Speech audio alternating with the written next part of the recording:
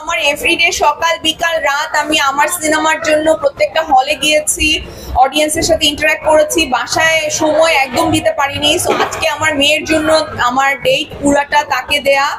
So আজকে আমরা সকালবেলা মানে দুপুরের দিকে বের হয়েছি, লাঞ্চ করেছি বাইরে, একটু শপিং ছিল সেটা করেছি, তারপরে আমরা সিনেমা দেখতে আসলাম। প্রথমে উৎসব দেখলাম, উৎসব দেখে আমি আর আমার মেয়ে দুজনই ভীষণভাবে মুগ্ধ হয়েছি।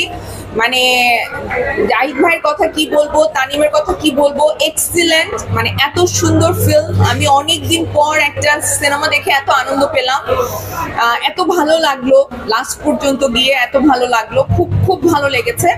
আর এখন ইনসাফ দেখবো, সো বেশি সময় নেই হাতে, এখন আমাদের শোটা শুরু হয়ে যাবে। কেমন লাগলো উৎসব? উৎসব কেমন লাগলো এটা বলো।